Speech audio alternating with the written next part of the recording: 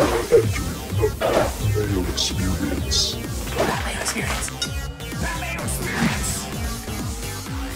Mayo Experience. Experience. Welcome to the Pat Mayo Experience Quicken Loans National Picks Previews. One and done.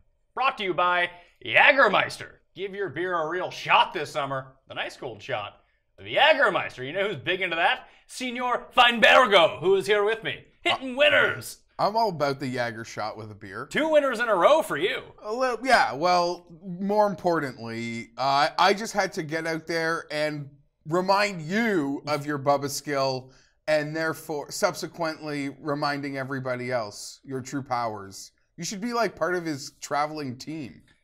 Just to tell me, like, hey, you don't want to play this week, man. Yeah.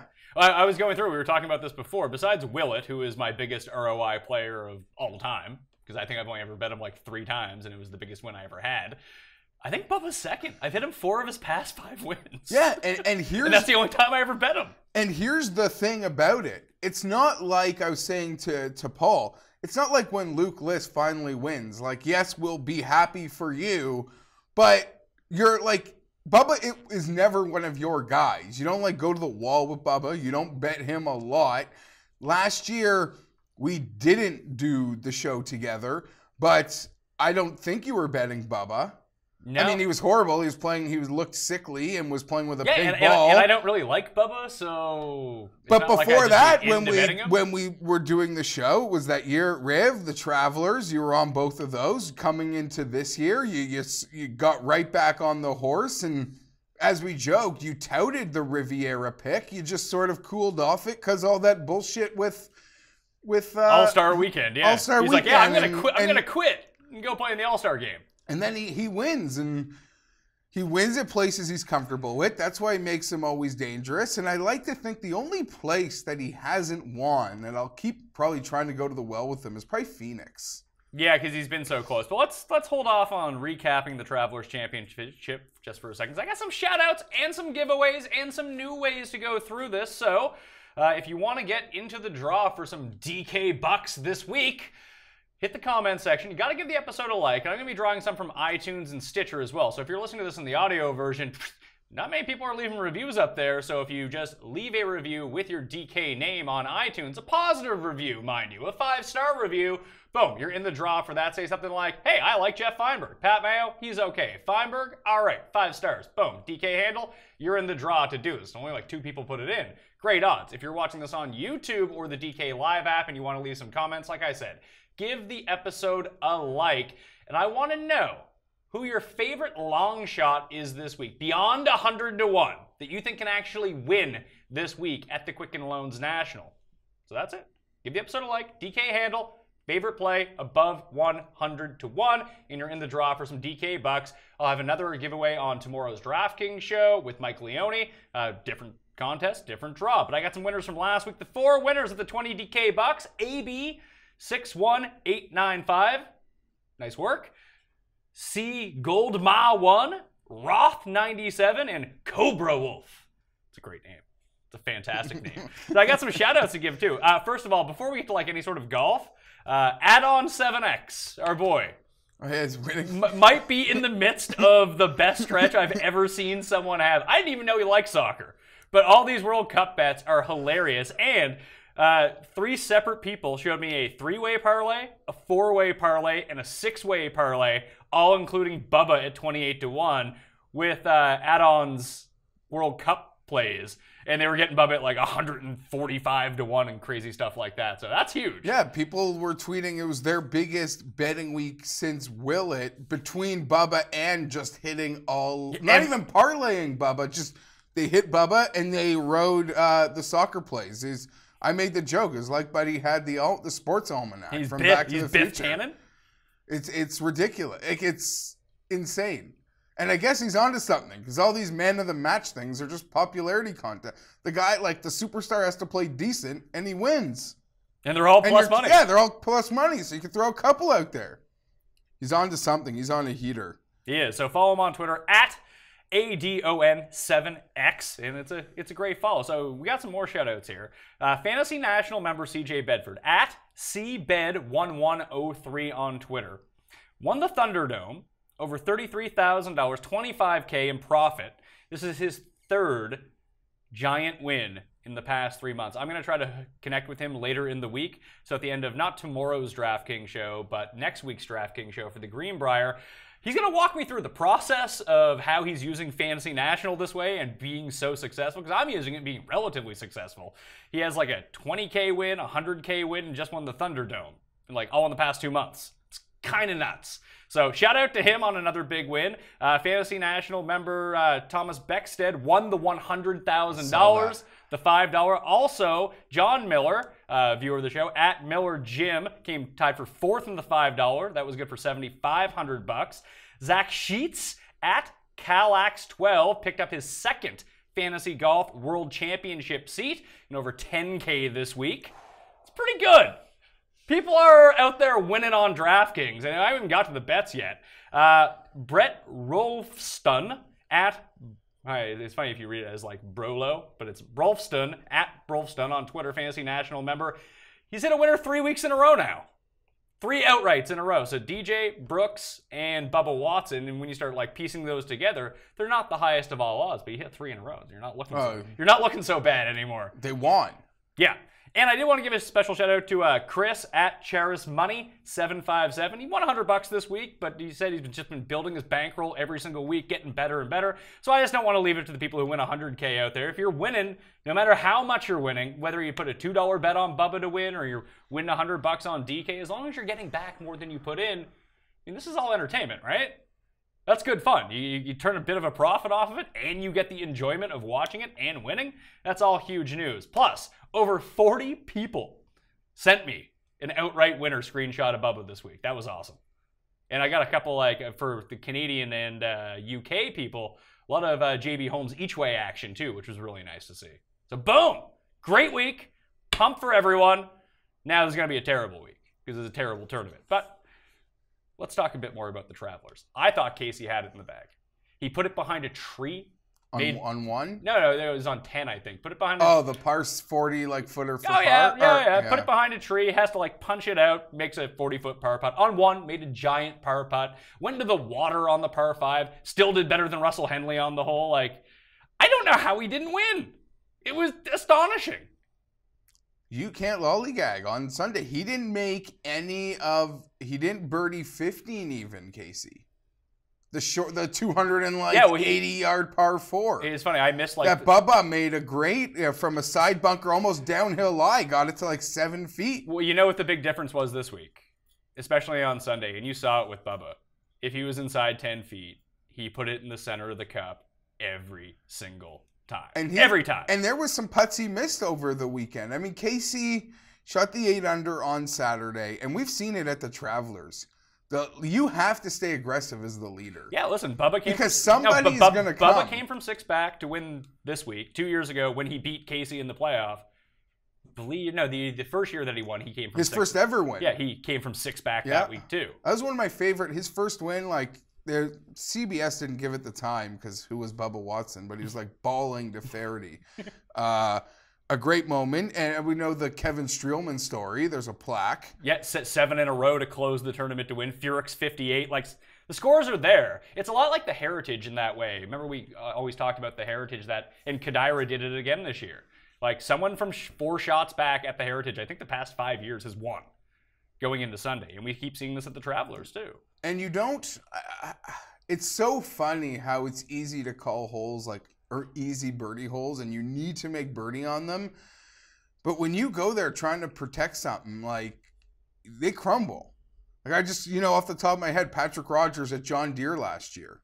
Like, all these easy drive, like, he was making bogey on them, and then boom goes the Bryson. It was very much kind of felt the same. We see it time and time again. Like I said, if you were playing Paul Casey at minus 200, 250, you might want to reevaluate. I didn't think he was going to lose, but the Travelers told us he was going to get a nerve check. Well, and he got it, and you felt like early he was passing it, but boy, oh boy, it all crumbled on him. Well, I was watching the odds as they were going throughout the day. Because you had JB, so I was wondering what you might do. I didn't have JB, so I didn't feel like I could hedge on Casey once it got really close. Once Henley bogey 13, you kind of felt like this thing was getting interesting. You knew it was a three-way race at that point, but the big thing that saved me, because I gave a look at it when they were all on the par 5. And Bubba was playing ahead, so he had birdied the par 5 and he had birdied the short par 4. But I was like, well, is he really, like, he had pulled into T1 with Casey at -16. You didn't know if it was enough. Well, I just started looking at it. I was like, Because well, JB these are birdie holes for Paul Casey. He has both them left, and Henley's still in the mix here too. And you had JB who didn't birdie 15, got behind the green in 2. No, he made it. He made his 11-foot putt. He missed a 6-foot putt on the par 3 on the next hole. Yeah. And then he missed a 1-foot putt. No, I had him in 1 and done. If you just tapped in on 18, I would have got like 200,000 more. And I was watching it close as well with really only one hedge. There was only one hedge I was going to make. If it was going to be a 3-way race or 2 other guys with Bubba, there's nothing I was going to do. But then Casey misses like a 3-footer for par on 16. Yeah, he's like, oh, game over. Over. Because the big thing was, as soon as Bubba stuck it to 2 feet on 18, and it was just like, I thought it was going in. That was the best. I think I think it was Tim Frank who pointed it out. It's like, he was still playing the Volvic ball. He wouldn't have got that spin. It would have went in. Really is amazing. Yeah, spent the year with that ball. But it's weird that out of all the people on tour to switch balls from like the top end ball, that Bubba would be the one, because he seems to be the one who needs like a good ball the most. He's shaping the ball, he's spinning the ball. You have to have a good ball. Like if it was, I don't know, JJ Spawn, I think it would be fine. I don't know if you'd notice that big of a difference when you're someone who puts as much movement on the ball as Bubba. However, when he hit that 2-foot putt and gets to -17, like people were asking, like, oh, do we hedge now? Do we hedge? I was like, make Casey tie him at least. Like, unless we get into a freak situation where Casey jars it from the fairway, you're going to know at least. He got to 17 and Casey had yet to play 15, so I was still nervous. And this is when Casey was just 1 back. I was giving Casey a birdie in my head at 15 because most guys... Because everyone else was making birdie. Were making them. Except for stupid Grillo who put it in the water. He made a run on Sunday and just kept capping himself. He'd be like, birdie, birdie, bogey. Do you see how birdie, Grillo birdie, finished Thursday? No. Double. He was at 4 and he finished with 2 holes left. He finished at 1.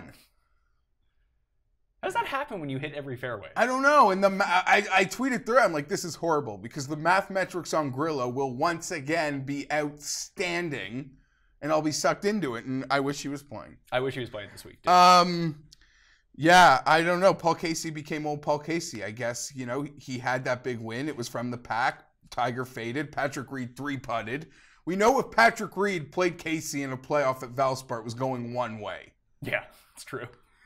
But, like, is Paul Casey Ricky Fowler? He's got to win this year. But, like, the thing that we always... I've made that joke at in the U.S. Open show that, like, metrics... He is kind of Ricky Fowler. But in the way that they win is they come from behind the pack and win. Like when the pressure's off, they can win. They need to come back from 3. I still believe. Well, tell me when Ricky jumped out to it. The only time I can remember him like dominating a tournament was Honda. That was it. Oh, sadly, it was his last win. Was it? Don't talk about it. Don't look at me. No, he won Tiger, the Hero World Classic. It was his last win. He stormed the gates on But that Sunday. was like the Bahamas. That wasn't even the Tournament of Champions. No, that was like the week before. Foss Tournament of Champions, like shits and giggles, board shorts and chills. His last win was Honda, as far as I'm concerned. That's been a while. And then he won Honda and was the best player on tour, like almost statistically, for the entire year and couldn't win. It was the worst 1-win season in the history of PGA Tour last year. Well, maybe someday he can have a 3-win season, like Bubba Watson. Amazing. Current frontrunner for Player of the Year. Is he, though? You'd give it to Justin Thomas ahead of him right now? Thomas has 3 wins? Yeah. What does Thomas have? 2, I think. Thomas has Tournament of Champion. No. Did he win Tournament of Champion? No, DJ won that. He won DJ's won twice. Justin Thomas won Honda. And something else. I think he won 2 swing season events. He won that super hard one in Korea, I remember. The CJ Cup. I feel like Justin's got 2.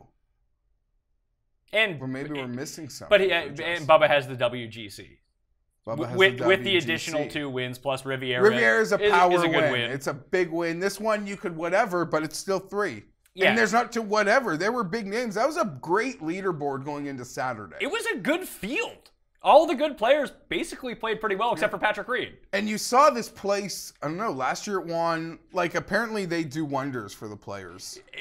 Even today, Paul Casey was like, can't wait to come back next year. Rory was like, can't wait to come back next year. Like, these guys are not sponsor obligated to go to this event. Like, the only reason that Ricky Fowler is at Quicken Loans is because he's in commercials with J.K. Simmons. Schedule spot next year? Because they're going to go from Pebble to Connecticut? Oh, I didn't even think about that. I know there's a schedule shakeup. I didn't look at the schedule. The only thing that I know about the schedule next year is that next year the PGA is in like May. I believe that's when it begins. Players is in March, and the Canadian Open's the week before the British Open. And they're moving. I want to say Houston's being moved to the fall. Yes, and the playoffs are moving up, so they don't just go head to head with the NFL, and no one cares. Do you care about the Bryson stuff? Is the that's on the list of. Listen, there's not much to talk about with stupid Quicken Loans besides like Tiger and Ricky. So I just got some stories here. I got a couple things too. All right, so news. Anything more on the Travelers? I will say Rory Tee to Green was number one. It was Tiger at lights out. He lost 5. It was Tiger at Memorial. That's what it felt like if you were game casting. He lost 5.5 strokes putting. I think he missed 18 putts inside 6 feet or something. Jesus Christ, Rory. Figure it out. Figure it out. But if this is going to be, the odds didn't get baked into Tiger this week, but if the thing with Rory is going to be that he can't putt, listen, remember when he went to API and couldn't putt and then lapped everyone in putting and then no one could catch him? Happens. Bryson actually played well this week, too. A lot of good guys played well. Like, Day was there. By the end, he chipped in on 18 for. I thought the leaderboard was fantastic. Full credit to Brooks, who there was a video of him being interviewed in the parking lot, looked like a zombie. I know, he just He kind of straddled the cut line a bit on Friday. Well, Paul pointed out that his Thursday scorecard looked like someone who was hungover, because his front nine was he was like 4 under, and then the back nine is like bogey.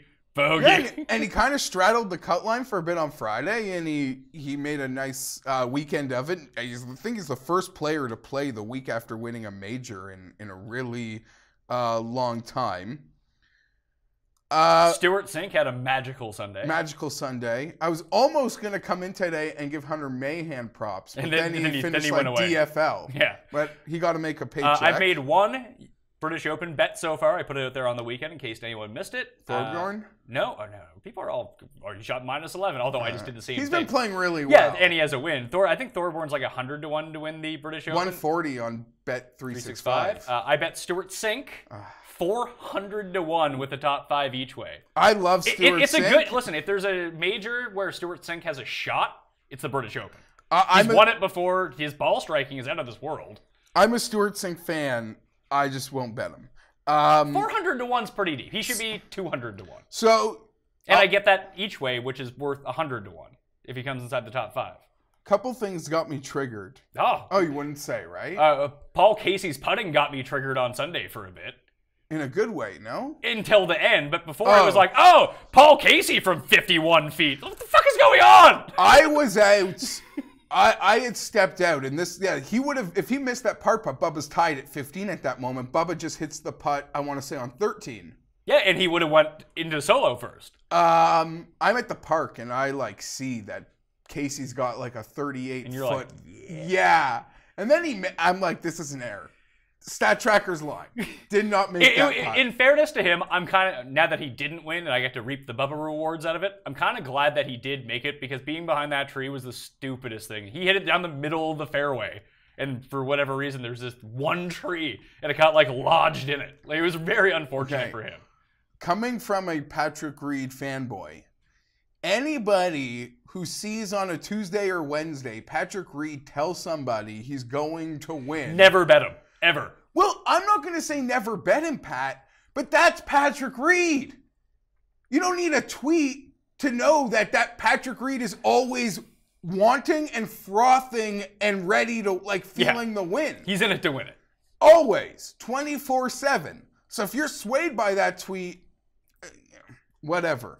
Another thing, I liked... I wanted to give one more shout out before we stopped. Andrew Barron from FanVice, who does a show on Tuesday afternoons after my show ends up coming out with Raza, who everyone loves Ben Raza, and Tim Frank, who everyone really, he's just cracking Tiger jokes right now, which is pretty hilarious on Twitter. he won, I think it was the giant $3. Anyway, he won a bunch of money again. He won the dog leg like a month ago. Andrew's a real sharp guy, and he was on JB Holmes too. So JB is another guy, by the way. When I went back and looked at it, I think in like terms of like all-time ROI on guys, positive for me, Willett, Bubba, Keimer, JB Holmes. He hasn't won in like 3 or 4 years, JB. No, but he won in Houston, and I had him. He won the Wells Fargo, and I had him. And I got in, he cashed his T5 for me this week. He cashed me the T5 at the Open Championship with Henrik and Phil. And I got him at like 200 to 1 at Farmers. Okay. Like 2 years ago when he lost in the playoff to Jason Day. So it was just straight hedge time. On that note, if I calculate my JB returns, do I have to count my losses that he cost Norin at Torrey Pines? He did it to Yes! Casey this week too. I was gonna say, golf Twitter is like, he's the new like Kevin Na. Now, in Like, fairness Ben to Crane, to JB Holmes, he had a piece of his brain taken out at one point. So maybe he doesn't operate on the same sort of like trigger level. I as know everyone you else. meant that somewhat seriously. I and am. somewhat Like, the guy, joking. the guy had no. brain surgery. And I guess before I rail on him, that's a fair point. He's up to some inexcusable on-course antics. Some inexcusable stuff. And there are rules. How can they just not have a rule that's like a beyond fair time, but if you get egregious, like how can they not call it?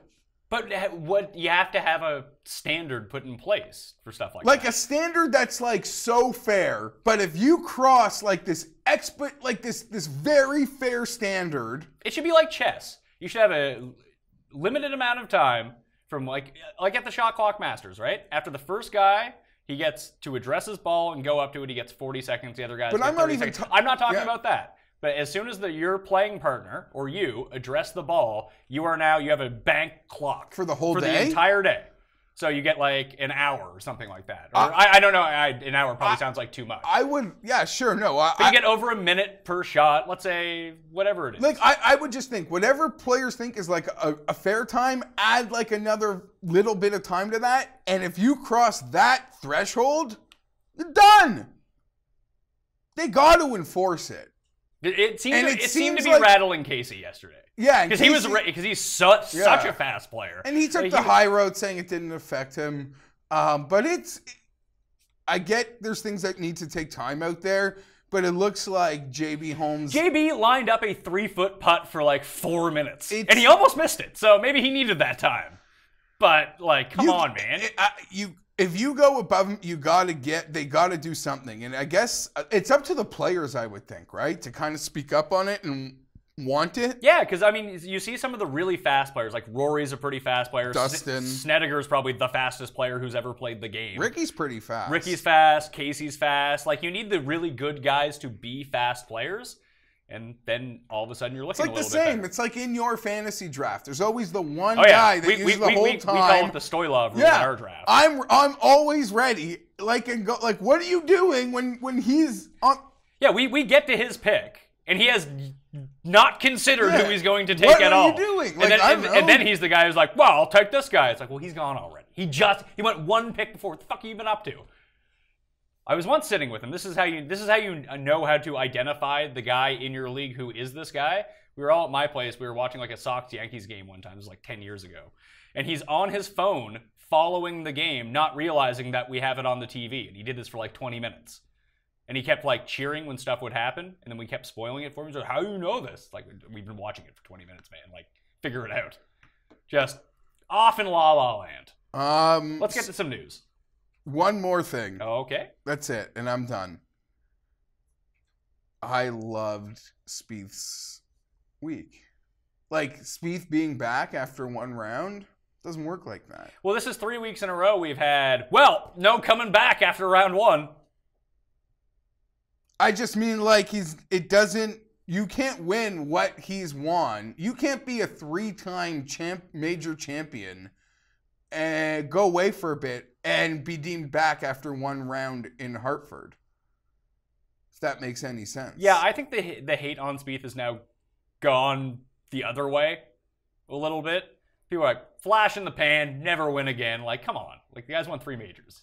Hold on, though. But if I was saying that before it went the other way, like, No, where does that leave me? we've both always said that Spieth is a tad overrated. Maybe he's not as good as a 3-time major champion, but to say that, like, he's garbage is also kind of crazy. I don't think he's bad. That's a complete misnomer. My biggest beef with Spieth is a champion golfer shouldn't act how he acts. And if the media is going to call out Rahm and Hatton for how they behave and not Spieth, it's my job. Well, that's what having 3 major championships buys you as well. Is you can kind of act. You can act a little bit. What other major champions act like that? Well, Phil just hit his putt when it was still rolling. You know, Wiley put something out last night, like 3 favorite golfers go. I couldn't even answer that question. I'd much rather play 3 least Luke favorite. List, John and C. Woo, Kim. I couldn't even play that. I have a very low bar of people who I like. I could do 3 least favorite, but I don't think I could actually figure out my 3 favorite. Well, let's do this right now then. 3 favorite golfers. I don't Not know. even just like of all time, just like that you, right now, this week, that you would like to see in the field just because you enjoy them. So Wiley's were Fleetwood, Poulter, and Bubba. Yeah. Those were his 3. I mean, Siwoo is my #1 guy. I love Siwoo when he's out there. He cracks me up because he's so all over the place all the time. Luke List, although it's very frustrating to watch Luke List, and I think I'd probably throw Tommy Fleetwood on it too. I love watching Tommy. Tommy's great. Yeah, I said you only have 2 options with Tommy, like or love. There's no backwards when it comes to Tommy and your feelings. You know what? It's maybe Siwoo and List aren't my 2 favorite to watch. They're my 2 favorite just to kind of follow and bet on. To actually watch Fleetwood, I love watching Rory. Rory's so good. So good. And he's a fun watch. Like when the squirrel came out. Like how rattled would Spieth have been if a squirrel came out when he was trying to hit a tee shot? Rory just kind of laughed it off. And then he made a terrible shot. But still, he's a fun player because he's so good when he's good. And he's so hilariously bad when he's bad. Well, yeah. He's just all over the place. No elite, super elite can flirt with 80 like Rory. But yes, Spieth would have missed a putt on the 5th hole and would have been blaming the squirrel from the first tee. Yeah. How dare he? If he had 2 acorns in his mouth, it would have been better than the 1. It threw off my balance and where I thought the ball was rolling. His fault, not mine. I'll say this. When it comes to me, I'm very, finicky. I for sure want to say DJ, but I'm like that guy. DJ's not super entertaining. It's like Brooks. They're not super entertaining to watch. But once you win a major, I'm like that stuck-up music fan that oh, you're now big time. I like riding guys that don't have anything. Like a barn rat. Or I guess for you could say Fowler. Yeah.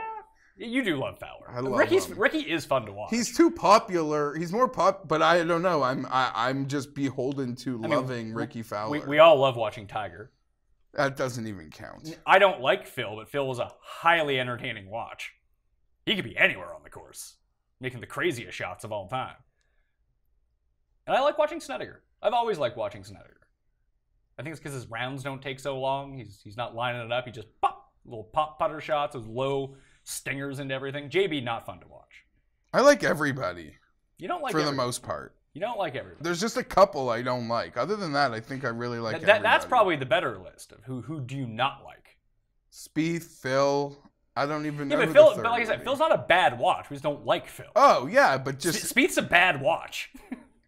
Unless he's rolling, he's a bad watch because he takes forever once he starts playing poorly, and then he starts whining the entire time. Hatton and Rahm, at least freakouts are fun with them. They're not super duper whiny. Rahm's threatening to break his clubs, which is very hilarious. He's kind of like Happy Gilmore. News.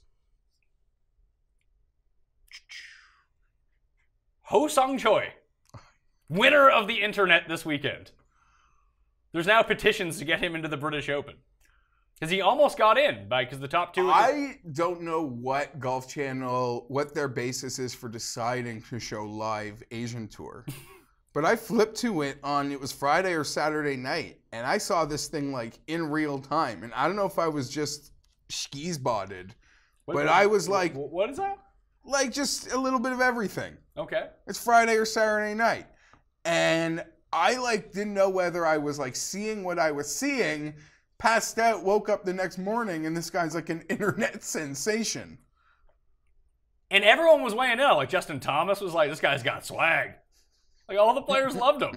He's off. I would love to see. He'd be the most Why doesn't an American player, a young up-and-coming American player, take this guy's gimmick, just steal his gimmick, and come to the PGA Tour with it? How popular would that guy be? Giving crazy fist pumps, getting thrown off his angle. People would love that guy. Tim would hate him. Well, Tim hits the ball like that. That's basically Tim's swing. Except Tim loses his balance and almost falls down. Okay. I hope he's good. Because I'd like to see more of him. What else do we got here? Bryson is being investigated by the PGA Tour for using a compass.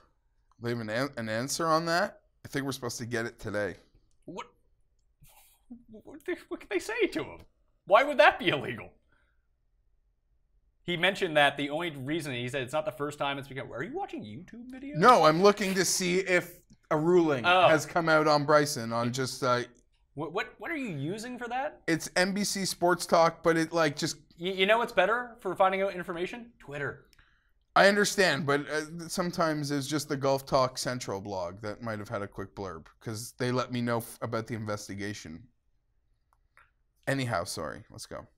Yeah, it didn't bother me. It didn't bother anyone. The only people it bothered... Bryson said this is not the first time this has happened because he's been using it for ages to mark his score, and like he uses it to like figure out the greens. He's like, the only time it ever becomes a problem is when I'm putting well. When I'm not putting well, no one seems to care.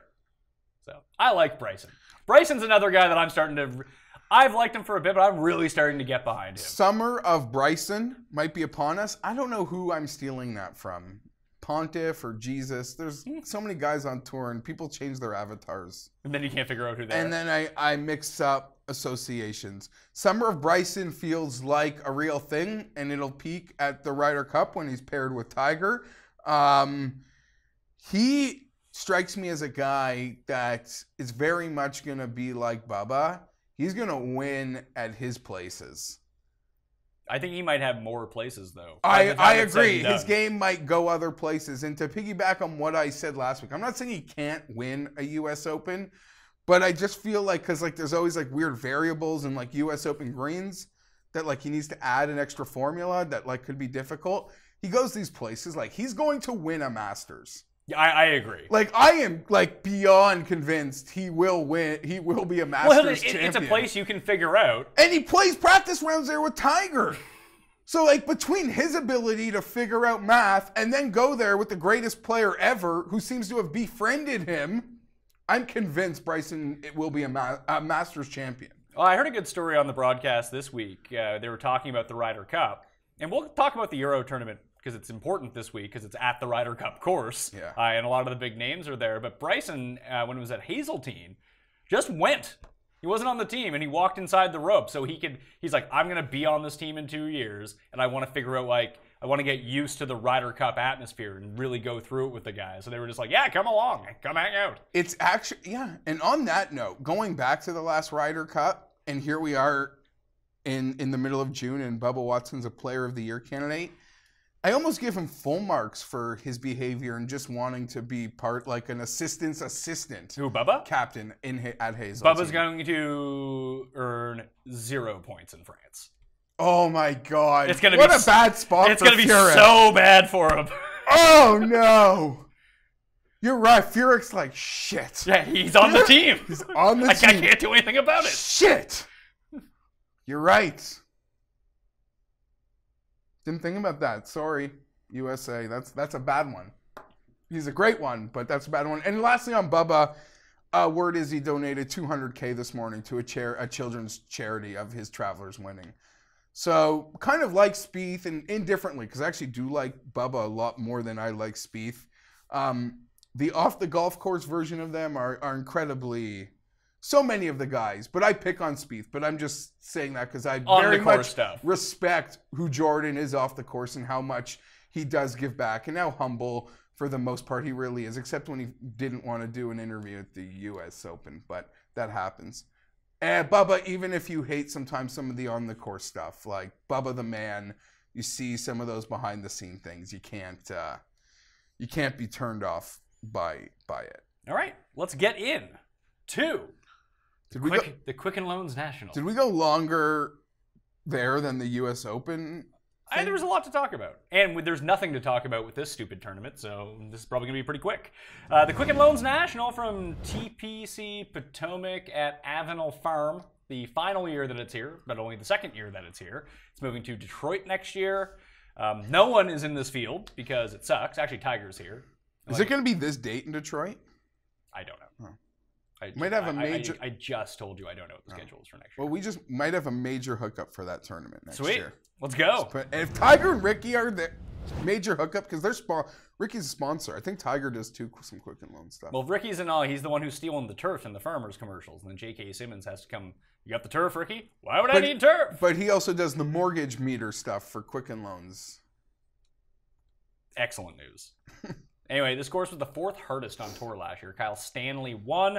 This is also the first week of the Open qualifying series. So the top 4 guys in the field this week, not previously qualified for the British Open, will get in. Same for next week at the Greenbrier. The top 4 will get in. And then the highest finisher at the John Deere Classic, who is not previously qualified for the British Open, get in. These spots are important. Very important. You know, like it's big on Sunday, and they'll show it up on the leaderboard. I always like... British Open's my favorite major, so I like the lead up to it. It's fun. On that note, I mean, we'll get into it in Europe as well, but the lead up there is exciting too. It's much the same, the qualifiers, and it's the 3 weeks running now of it's like the French, the Irish, the Scottish. Great little lead up, also part of the Open qualifying series. Yeah, so, and like I said, we'll talk about France a little bit later on, but if you just want to get some research on the go, Ben Coley's article, always a good one. Steve the punter, he's always out there throwing out some great tips for the European Tour. Mike Miller and his smart bet sheet, always good for Euro Tour. And Baroff, those are like the 4 guys that I really gravitate towards for researching Euro. I got some takes on the Euro this week, though. They're very poorly researched takes, but I have some. This week, though, at Avenel Farms, fairways. If it plays anything like last year, you have to be in the fairway. You have to score on par 4s. You have to be in the fairway. And Kyle Stanley won last year. I mean, that's a Kyle Stanley blueprint to any tournament, for one thing. And I was gone away on vacation last week. I wanted to bring this up because you mentioned if Luke List ever wins, I'm going to be super happy. I'm going to win a bunch of money. It'll pay off all the other weeks and way more than Luke List ever winning. I went on vacation this tournament last week, and I've been doing the same thing with Kyle Stanley that I'm doing with Luke List this year, where I just bet him every single week. Didn't play this tournament. Kyle Stanley won. So that was a kick in the nuts. Fairways, ball striking. He won last year with negative strokes putting. That is a rarity on tour. That's incredible. But he hit almost every fairway. That was a playoff, right? Yeah, he beat Charles Howell III in a 1-hole playoff. Sneaky. Ricky came 3rd, Leishman came 5th. The first round leaderboard after last year, Lingmerth, who won this event on the Web.com tour in 2012. That was at this, and 2013, Michael Putnam won the event, who's not in this tournament. Andrew Putnam is in this tournament. His brother won the event that year, too. So those are really the only 3 we can draw from. First round leaderboard from last year, Lingmerth at -5, Merritt, Leishman, Wagner, Sung Kang, Nick Taylor, and Daniel Summerhays at -4. Fun. You want to get into who's here?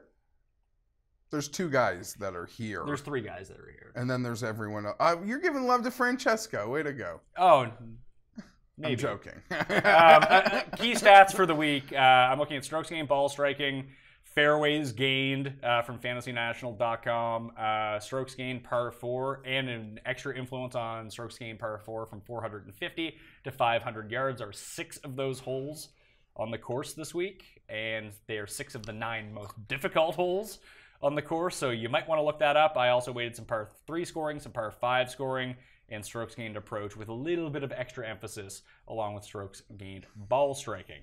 Favorites, it's Tiger time.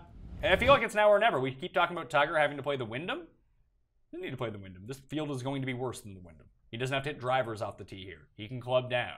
Hit some fairways, hit some irons, and beat Troy Merritt, and you have a win, Tiger. Let's do this. He's got to beat Ricky. Well, Ricky's not going to win, so it's okay. Ricky is going to win. The number's just real short. He's 6-1. Ricky is 6.5 to 1. Tiger is 12 to 1. Leishman is 18 to 1. Those are your favorites. Those are the only 3 guys below 20 to 1. I will say, DraftKings-wise, Leishman's probably the play.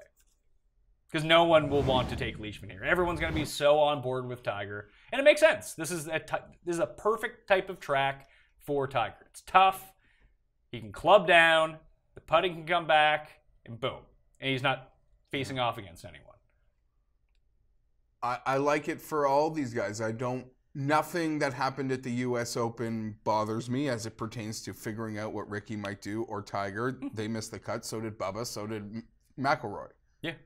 They came back. They went, they will be very much fine. I'm pretty confident Ricky Fowler wins this week. I don't know how You say this at this tournament every year, and he's yet to win this tournament. I actually went as far as to guarantee he would win the version that Troy Merritt snaked him. Troy Merritt shot a 62 on Sunday to come back and win the 2015 Quicken Loans National. I guaranteed. I'm not going as far to guarantee Ricky Fowler win, but you better believe he'll have a better week than Spieth did last, and he'll be there at the very end.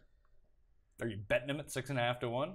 I don't think so, unless Adnan can give me like 3 soccer games. But at that point, it takes about 3 games to put this at a number. I'm not touching. I'm not touching any of those 3. At the moment, I don't think you can. This feels like a really scrubby week. Like, even when you go back and look at the leaderboard from last year, the top 3 are Stanley, Charles Howell III, and Party Marty Laird. Yeah. Like, this is a tournament where it's so tough that you could really see a big weirdo winner here. It does play very tough, and that brings a lot of... I don't know if that's going to translate from year to year. Maybe it just played especially tough last year. But people were talking about it like, you grow the rough out a little bit, you can play a U.S. Open here, no problem. I'm just saying, the winning score has me giving a lot of guys, setting up a lot of guys you might not normally think of. And it's a shorter course. It's just over 7,100 yards. It's a par 70, and the par 5s are like not eagleable. Like there's more eagle. There was 15 eagles on the short par 4 on the back 9 than there were on the 2 par 5s combined. Like they're not getting there into making a potential easy eagle putt. Like they're not just guaranteed layup holes. That's why you need to score on the par 4s and get some work going on the par 3s. So it brings a lot of the shorter hitters back into play, which is an event where you really can't say that at too often. We haven't even crossed the threshold yet, but if I played anyone... We're not there yet. Can you keep it in your pants? Yeah, but you're right. All these 20 to 1 make it really hard. Yeah, so the 20 to 1 range, the middle range here, we got Stanley and Molinari at 22, J.B. Holmes and Charles Howell III at 28, Hostler at 30, Burnrat, Nah, and Walker at 35. That number is still 40 on Bodog if you like Walker, by the way.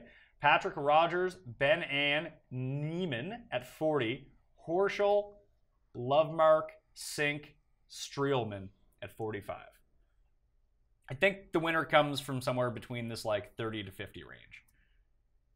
That would be my initial take on it. I will say this, because I'm going to put this in 2 separate ranges. Of that, like, second tier, my favorite is not even close. It's Molinari. Stanley could repeat here. I don't care. Okay. I'd rather bet on Molinari than Stanley. I think I would too. And I have Leone on the show tomorrow, who will definitely. Yeah. I'm on the fence, so I need some confirmation bias. And when Leone shows up, he'll be like, Molinari can't lose. Here's the thing. Let's just take this one way for starters. Molinari's last 3 events was a first place, one BMW over in Europe, which is incredibly tough and very important driving course. And tight course Tight. Then went to Italy, his home event, and finished second because he charged as he could, and I don't remember who won. It doesn't matter. It wasn't Krohonen. I'm thinking of something else.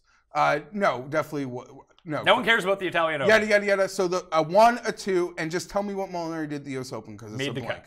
That's all that sort of counts. I don't. To me. Granted, Kyle Stanley thinks that, like, I don't think Molinari and Kyle Stanley are the same type of... They're actually kind of the same type of player. Sorry, not type. I just think ceilings are very different. That's just my opinion. I don't. I think Molinari is more consistent. But I think that their ceilings are exactly the same. Like, Kyle Stanley's been good for the past 18 months. You could tell me one, it's because USA Golf is like a lot deeper, but Molinari is flirting with making a Ryder Cup team. Sure. But I think that's also because the USA team is much deeper. I thought same price. I'll go to the wall with Molinari 9 times out of 10 over Stanley. But that's it. The consistency, generally speaking, is there for Molinari. Like, he doesn't have the complete garbage weeks that Kyle Stanley does. But Kyle Stanley's developed into a really good player. I know. Kyle Stanley might bogey those par 5s, while Molinari will just par them for you, though. Potentially, but that's not what Kyle Stanley's been doing. Like, over the past 50 rounds, 2nd in fairways gained, 8th in par 4 scoring, 16th in ball striking. Guy's been good. Again, and if you could see, if the Europeans gave us the numbers, I think Molinari would be better than all those. Really? Or right there. Anyways. I mean, he is right there, but... we're kind of still, we're agreeing and we're debating, even though you think it's closer than I do. Yeah. I'm... Any love for Howell? Like, or you just can't swallow the no winner? You're gonna bet. No, I'm not. This is the year of guys who can't win winning. I'm not. I'm just saying this field. He lost in a playoff last year. He can sort of just plod along to this winning score. I'm not betting it. Hostler, I gave a hard look to. Hard look. It's so much putting base. And maybe he can continue putting well and it'll all work out, but that's not for me. I would love to see him weasel one of those Open Championship spots, though. The first two I really considered. I haven't pulled the trigger yet. Appy Barnrat at 35 and Walker at 40 were the first two that I was like, I'm a sucker for Barnrat. I don't know. I still don't know why he went to Memphis. The way he missed some short putts made you think he just went there to not be there. And he played well at the U.S. Open. He had a fine U.S. Open. I'm a sucker for Barnrat. Barnrat and Byung-Hee Honey. Well, that's where my card starts this week. The first name that I took was Ben An, and I took Gary Woodland at 50 to 1. Seems deep. Woodland, by the way, if you're giving me Charles Howell at 28 and Gary Woodland at 50, who's actually turned it around the last two events, the irons are back. He played well at Memorial. He played well at the U.S. Open. Maybe he's just getting his form back now. And Woodland, I feel like you handed me the sheet. That was the first name that sort of popped to me. I don't even like Woodland all that much, but like value-wise in this field, like I like Streelman too. Like I want to give Streelman a harder look, Rogers a harder look. Everyone's going to be on Neiman this week. Will they? Yeah, I think so. I've already seen people betting him. And listen, it's a fine number. He's probably better than that number. I'm kind of waiting this one out. I want to continue to go, gather more information, talk to more people, do some more research. I agree it's a fine number. So my betting cheat sheet will be out on Wednesday, and I'll have my finalized picks, but I've already bet Ann and Woodland, both with each ways, and I bet at 55 to 1. This Woodland line is pretty disrespectful. You need to remind me where his game is at, because you're telling me it's he's got the same odd to win as Lingmerth and Hadley and Lee. Well, Lingmerth has won here before. He's won this tournament before, although not at this course, but that probably gets factored in. And he was the first-round leader last year. And he's starting to play a little bit better. I know Gary won in Phoenix, which is a course that you use that driver everywhere, and you can use the driver to a victory. Mm-hmm. But before that, Gary Woodland's a fantastic short course player, very accurate with 3-woods. I mean, he's no Stenson, but the amount he uses the 3-wood compared to a lot of other, American golfers, he might be right near the top, so I trust him in this situation. And if you're telling me last year's winner won here with negative strokes gained putting, Gary could do it. Yeah. So he won in Phoenix. His lead into that was a 12th and a 7th at Sony and Farmers. Before that, it was 18th at Shriners, 34th at the OHL. Then he went to Honda and WGC Mexico, played very poorly. Then he missed 5 cuts in a row and just played awful. And now he's came back at Memorial, came 23rd, gained 5 strokes with his approaches, gained 3.5 off the tee, lost a bunch around the greens, over 3 strokes around the greens. But I went back and reverse engineered how the strokes gained played out at this course. Basically, strokes gained around the green was nothing. Like, if you're gaining strokes around the green, that means you're just not in it. So if he's hitting, you need to hit greens in regulation. You can't be off. Because if you miss the fairway right off the outset, you're screwed. And you're probably going to make bogey. So no amount of scrambling is really going to make it all that much better. So just hit it to 30 feet, hope to make some putts, make your easy pars, go on your way. Then he was 36th at the U.S. Open, and I think the off-the-tee game at this course is going to resemble a lot of what we saw at Shinnecock Hills. Like, you got to be in the fairway. If you're not in the fairway, you're making bogey. I bet him to win the U.S. Open. Granted, it was 200 to 1, not 50, but this field is a little bit worse than the U.S. Open. That's my hot take for the week. Just a little bit. You nothing for Billy. You want Lovemark? I'm looking at Lovemark. As I told you, Rogers, Neiman, Lovemark, Streelman. Streelman's probably my favorite of those four, just because he scores so well. He's so accurate, scores on par fours. This course is sort of a Kevin Streelman recipe course, so I might end up getting in on him. I don't envision his odds moving.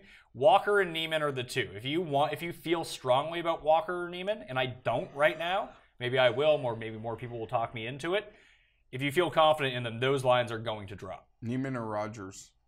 I like Neiman. I think I like Rogers. But they both, again, to a lot of these guys, I mentioned it with Woodland, but it goes to Bjorn Hanan, Neiman, Rogers, not the greatest putters, but I feel like there's something there for these guys this week. Yeah. I mean, I just think Neiman might be the best skilled player, but he's still so young that just overall skill set of these guys in like the 40 and 50 range, like On's the best player. Also, when you talk about really tough tracks, I would have been really inclined to look shocker, even though he doesn't win, Kevin Na, but he played in Asia last week. He was in that tournament. He was in the Korean Open? He was the favorite. He was like 5 to 1 or something. He was probably trying to get into the British Open. Maybe. The top two spots got in. It was weird to see him in the field, but he was there. It was like that week that Kiradich went and played in that like AsianWeb.com event. Steamrolled the field.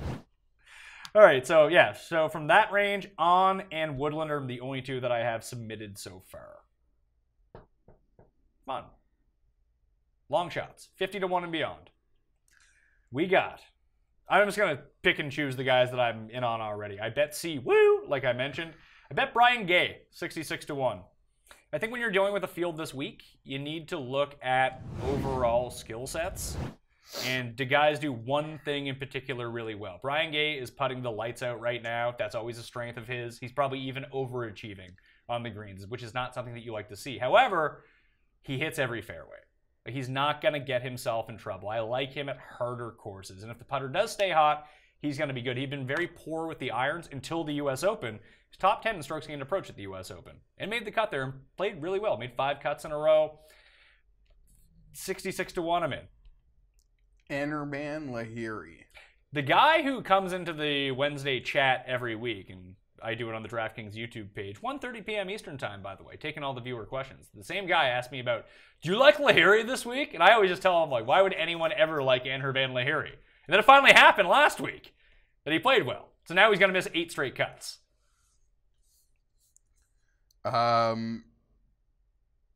I heard Hadwin's Andercursed. He is very Andercursed. He did kind of get it back. He had a nice Sunday. He had it back going the right way this week. Let's see. Kevin Tway had a big week, too. Kevin Tway's been hot fire recently. Although, isn't he like such a long driver that he's got to rein that in here? Who? Tway? Yeah, but he was able to. I mean, last week is weird because you can hit driver a lot at Travelers, even though it's such a short Guys course. were, though. What, dialing it back or hitting driver? No, I was seeing a lot of guys hitting drivers, still wedging in from the 70-yard range. It's actually one of the Pete Dye courses where you can just break out driver and just go bombs away.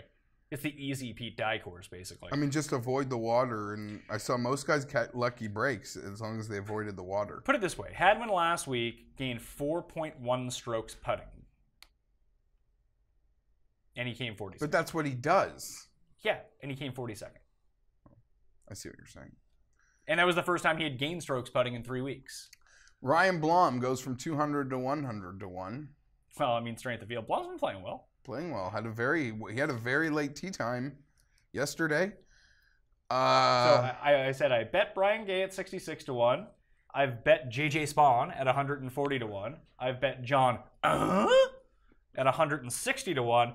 Basically just focusing on the guys that hit every single fairway, which led me to the guy who hits the most fairways of anyone, 125 to 1, Ryan Avenel. You joked with me. This is the week where those guys you normally just bet first round leader, you actually bet to win the tournament. Yeah. Like you can sneak some of these guys. I also bet Brian Stewart at 350 to 1.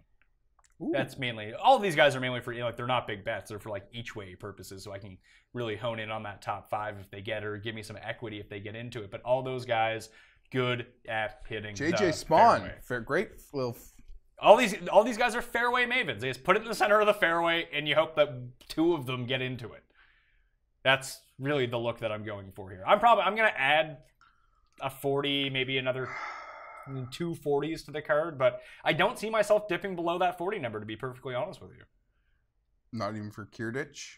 Maybe Walker and Kierdich. Like, if I miss the Walker number at 40, it's not going to sway me too much. If I end up thinking, you know what, this is a Jimmy Walker week, which I'm not convinced that it is, 35 is still a good number. I'm not really convinced it is either. Okay. He's been playing incredibly well.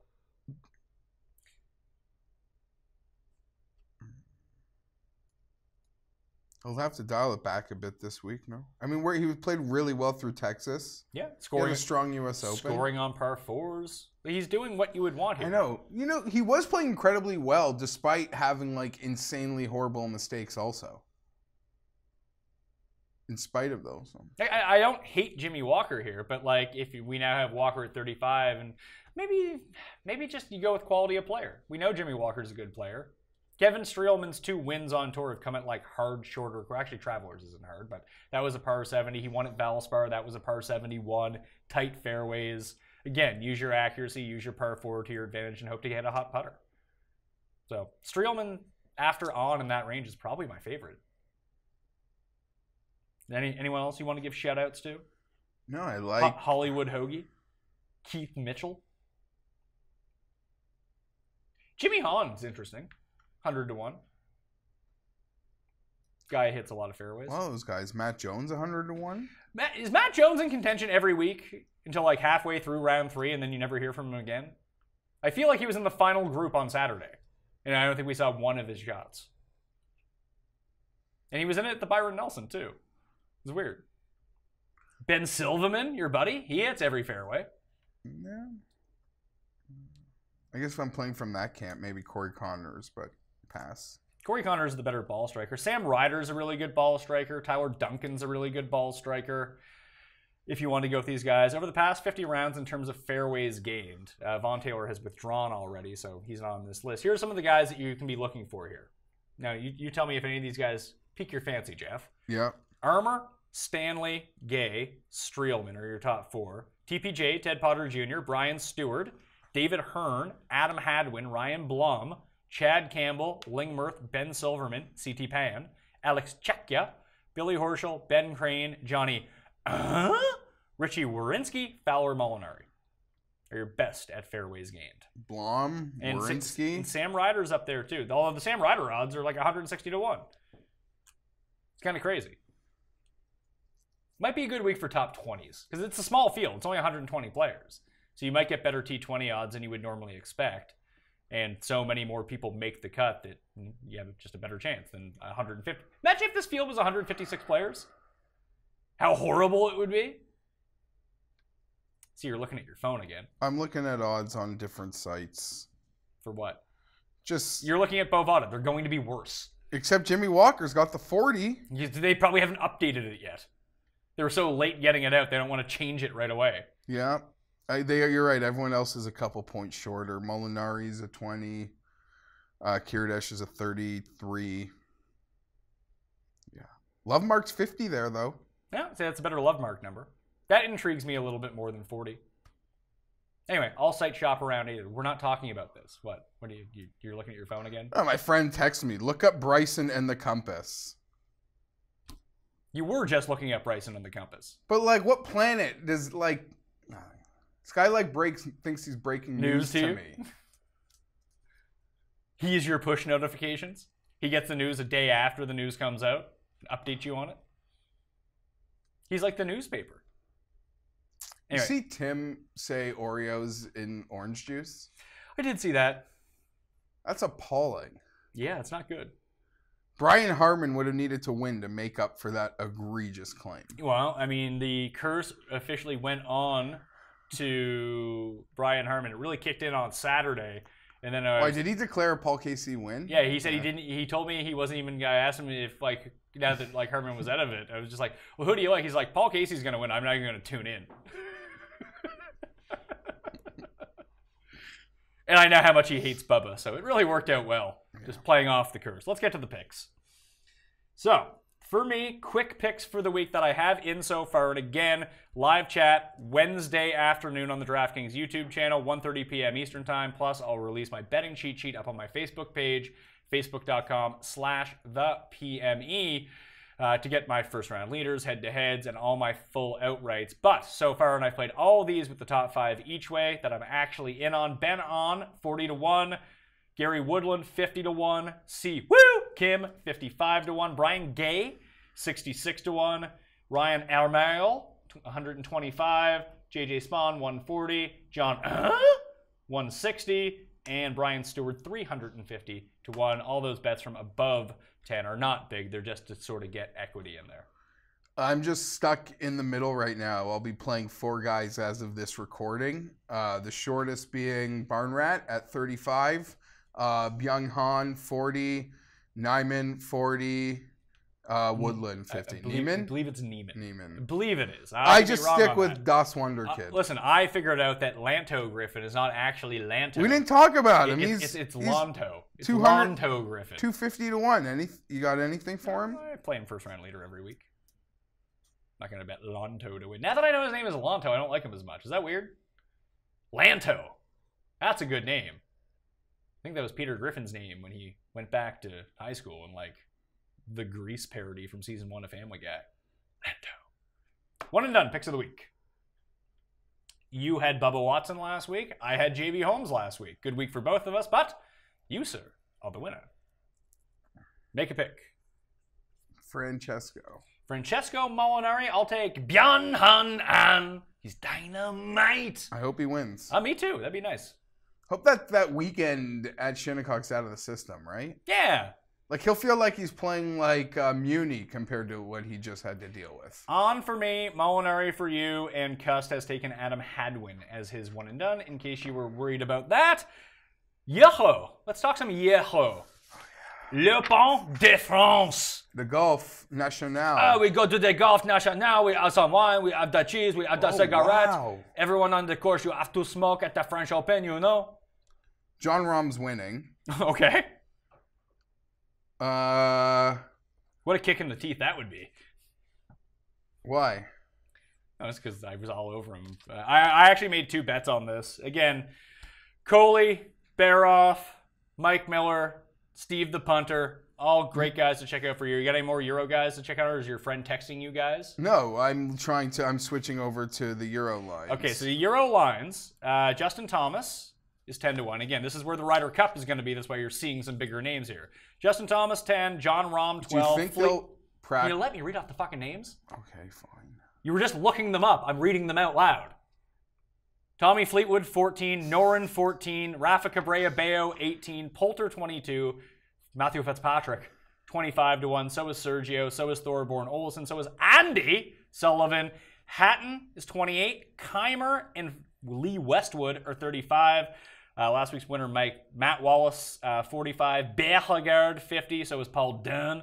Mikko Korhonen, the Finnish player. He's Korhonen, 50-1. Ross Fisher. Thomas Peters, 50. Hautong, 55. So is GMAC. Bjelk, Shane Lowry. Russell Knox, all 60. Kelson, Detry, Levy, 70. I've actually made 2 bets on this already. Did you bet Levy?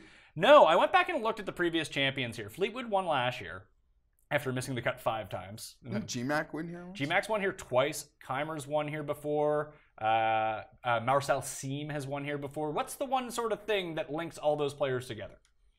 At least just from a macro perspective. Accuracy. Those are all accurate players off the tee. Tommy hits it a bit further, but he's incredibly accurate off the tee. So my 2 bets that I have in, both again with the each ways here. What range?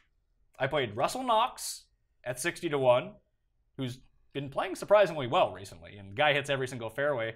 And everyone's favorite player from late February, March, a guy who hits every single fairway, Sharma, 125-1. Back on the Euro Tour. Feel like this could be a nice breakthrough for Sharma. Great at driving accuracy, not great at much else.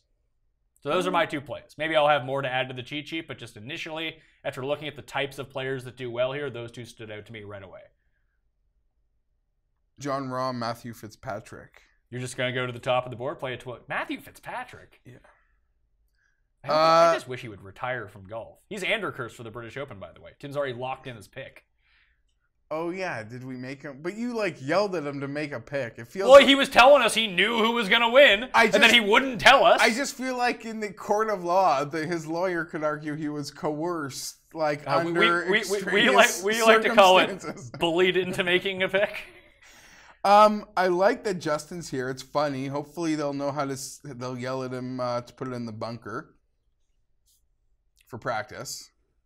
It's a beautiful course. They've gone here the last few years, and they've been here for a while. Make it a point to watch because it just the Ryder Cup is coming. Hopefully, Moose and Mrs. Moose are watching for good sightline tips. Tour Junkie's going to be there as well. If it wasn't football season, I would go. What's the actual date of the Ryder Cup? It's the end of September. Shit, how end? The end. I don't know what the date is. I'm not going. What do I care? Week 4. I want to say week 4 of football. That might be a huge No, problem it wouldn't be that. Tell me it's later. Tour Championship would be week 4 of football, I think. So maybe it's the second week of October. Good. I'm supposed to be at a Charger game. I better just not be the same Sunday I'm going to be in California. Or weekend. Yeah, I think it's great. You see the field. All these big boys are coming. I'm starting to get some Hatton for the Open Championship vibes. Maybe he can start it up here. Going a little farther down, I think, isn't Paulie Dunn incredibly accurate? I cannot confirm or deny that. Meaning I don't know. Thomas Bjorn is playing. They'll probably, right? Is Bjorn playing? He's probably, yeah. Baby Bjorn? He's in the field? Probably. I don't see him. Beef 75? That kind of caught my eye. Yeah, I'll wait to see what other people. Yeah, I really want to read about say. this a little bit more rather than just looking at results. And but I'll say this: weird those about European guys are probably getting really excited because the guys they really like have really big, the guys that are their week in week out Euro guys. Yeah, it's the Luke List of the European now tours. Come in with 125 to 1, like your Van Royens and your Paisleys, guys that are Callum Shanklin. Sure. Oh, let's try to pronounce this guy's name. Go to 175 to 1. I see it. Jacques Cruswick. Cruz. Kruysswijk. Was he a French Nordic guy? Jesus Christ. Oh, Raphael Jacqueline is in the field. Victor Dubessin. Victor. Oh, Gregory Boudret. Poulter. Gregory Avray. Could be he's 22 to 1. Poulter feels live. Poulter's been live all year. Yeah. Poulter's live at Karnowski, too. I'd rather bet him to win here at a shorter number. Because we'll see. When shite gets slippery and gippery, I don't know. This guy definitely has to be French. Andrea Pavin. Are they letting women into the field? With Andrea Pavin? I'm just saying, everyone should watch some. Because the course is outstanding, and you'll get to see some early looks at the Ryder Cup, and it's kind of surprising. Is Dubesson actually not in this? Do you see his name there? Is he dead? What happened to him? I don't know. Yes, he must be dead. I don't even see Gary Stahl. Oh, this guy's name is pretty sweet. Christian with 2 A's. Bezudrenhout. Danish, I want to say. Oh. I was going to say your boy's 150 to 1, but I mixed up Kodaira with Tanihara. Tanihara's here. Yeah, I know, but Kodaira's your guy. So is Tanihara. Tanihara won me some bucks at the match play 2 years ago. Him and Bill Haas. Tanihara loves SIGs. Loves them. So does Cole Serres. Maybe Lowry's 60.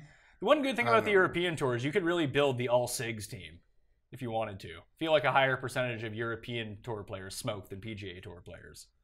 There is a guy in the Quicken Loans field. He plays at Oklahoma State, and he's from Norway. Christoph Ventura. He's 400 to 1. I thought I'd throw that out since we were just saying ridiculous names that are apparently real people. Anyway, that'll do it on the Pat Mayo Experience. Quicken Loans, Open de France. Yeah, it is. Open de France. Any final thoughts? I see you're making bets. Yeah, I am. Who are you betting on? Wonder Kid.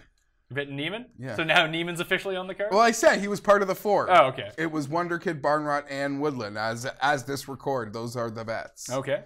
Yeah. Geoff Fienberg, check him out on Twitter, at GFienberg17. Let's do it. Who's your play? If you want to get into the draw for DK Bucks, you're going to have to go give the episode a like, Jeff. Go to the YouTube comments and leave your favorite play from above 100 to 1 that could potentially win this week. Then leave your DraftKings handle. Or you can go to iTunes, Stitcher, Google Play, Spotify, no matter which one it is. Leave a review on there with your DK handle. Not a pick, just leave a review, preferably 5 stars, and write something nice. And then you're in the draw. And far fewer people do that than try to apply it through the YouTube feed. Ryan Armour or Ryan Amel. Han seem good. JJ Spawn would be the 3 long shots. Those are your 3 looking long at. shot guys? Yeah. Can't wait to play Brian Stewart top 10 for 50 to 1. Probably won't be that high. Anyway, I'm Pat Mayo. You can follow me on Twitter, Instagram, and Facebook, where my betting cheat sheet will populate on Wednesday afternoon at the PME. My field column is up on DKPlaybook.com. Mike Leone from DailyRoto.com will be joining me tomorrow to break down the entire DraftKings slate, plus live chat with Reed Fowler, 1:30 p.m. Eastern Time on the DraftKings YouTube channel. This is the Pat Mayo Experience presented by Jägermeister. Give your beer a real shot this summer with an ice cold shot. Jägermeister. Get it in you. I'm Pat Mayo. Good luck this week. I'll see you next time. Pat Mayo Experience! Experience!